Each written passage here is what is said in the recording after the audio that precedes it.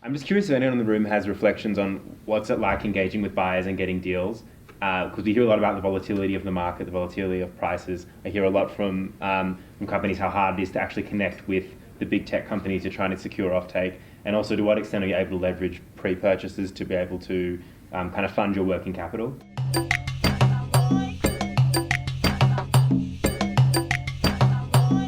We are at a CDR founders lunch in Nairobi, Kenya.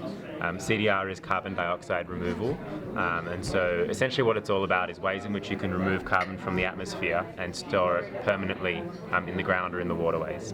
And why that's crucially important is that the IPCC says that in order for us to stay within 1.5 degrees of global warming, we need to be able to remove at least 10 gigatons of CO2 annually by 2050. And so basically what they're saying is that reducing our emissions through things like renewable energy, that alone is not enough. There is so much carbon now in the atmosphere that in order to stymie global warming, we need to not only reduce emissions, we also need to remove carbon from the atmosphere.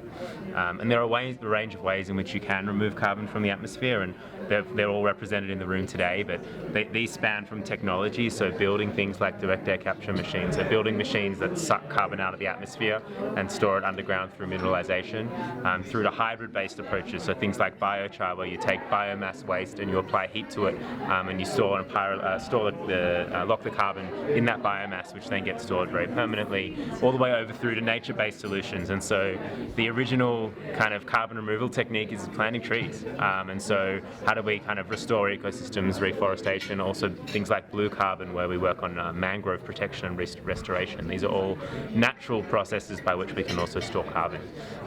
So yeah, it's really exciting to be here, and essentially we're trying to advocate for Kenya to be kind of a core driver, a climate powerhouse in solving climate change, and in doing so creating jobs.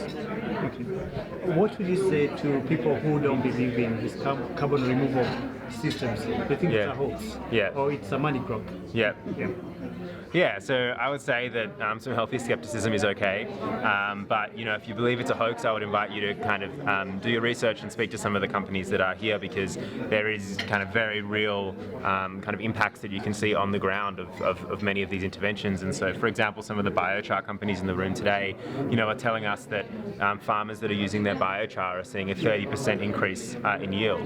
Now, they're getting that 30% increase from the fertilizer they're using that's laced with biochar, and the biochar is funded by carbon credits, and what the carbon finance enables them to do is to provide that biochar at a discount.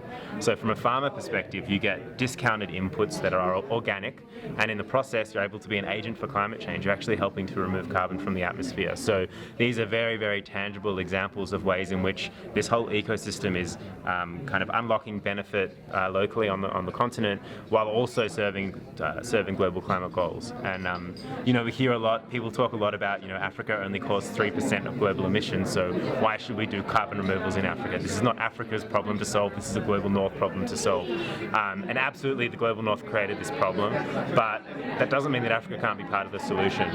If these opportunities can create industry, can create jobs, like climate is going to be a massive export on this continent. So irrespective of whether you care about climate change, what we have here is massive investment potential, massive job creation potential. These are dignified, well-paying jobs that we can create on the continent off the base of climate solutions. And so we're really trying to appeal to economic incentives and say that irrespective of who caused this mess, Africa can actually benefit from the solutions that are going to get us out of it.